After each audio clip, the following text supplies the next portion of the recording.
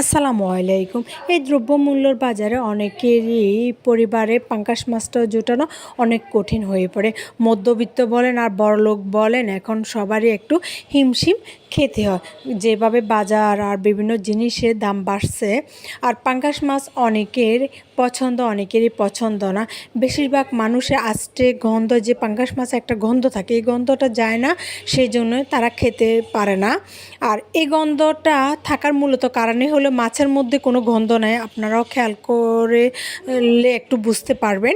আর মাছের উপরে যে লোড জাতীয় আমিষ আছে একটু, এখানে তো বড় বড় আমিষ না, এই আমিষগুলোকে যদি একটি মাজনির সাহায্যে আপনি একটু লবণ দিয়ে যদি ঘষে পরিষ্কার করেন, তাহলে একদমই গন্ধ থাকে না। আর মাজনি তো সবার ঘরেই থাকে, তা না থাকার তো কোনো কারণই না। আর মাজনিরও তো এত দাম বেশি না যে মাছের জন্য আপনি একটা কিনে আলাদা রাখতে পারবেন না, সবার ঘরে থাকে, এবং কি সবাই আলাদাভাবে চাইলে একটা মাজনি রাখতে পারে মাছ পরিষ্কার করার জন্য।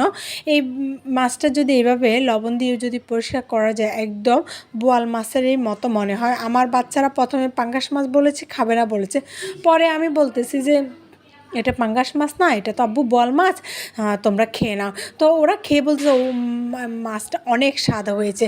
কারণ এই পাঙ্গাস মাছটা আপনি যদি বড় বড় পিস করে রান্না করেন, একটু ঝোল ঝোল করে, তখন কেউ বুঝতেই পারবে না এটা কি পাঙ্গাস মাছ নাকি বোয়াল মাছ। আর মাছটা পরিষ্কার করলেও ও দেখা যায়, দেখে বুঝতেই পারবে না যে কেউ এটা পাঙ্গাস মাছ কিনে। আপনি মাথাটা কেটে যদি রেখে কারোর সামনে ধরেন, কেউ বুঝতেই পারবে না। আর পরিষ্কার করার পরও আপনাদেরকে দেখাবো কত সুন্দর হয়েছে। আর আমি তো সরাসরি আপনাদেরকে দেখাচ্ছি কিভাবে এটা পরিষ্কার করতে হবে। এটা ধৈর্য ধরে ধীর স্থিরভাবে হালকা হাতে ঘষলে মাছের কালচে যে ভাবটা আছে, এই ভাবটা চলে যায়। দেখেছেন আমি কিভাবে এটা ঘষতেছি ধীরে ধীরে, একদম দবদবে সাদা হয়ে যাবে মাছগুলা। আর এই মাছগুলা সাদা হওয়ার পর আপনি যদি কেটে রান্না করেন, একদম টোটালি গন্ধ থাকবে না। আর এটা যদি আপনি কেটে পরিষ্কার করতে যান, সেক্ষেত্রেও করা যায়, কিন্তু তখন সুবিধা হয় না।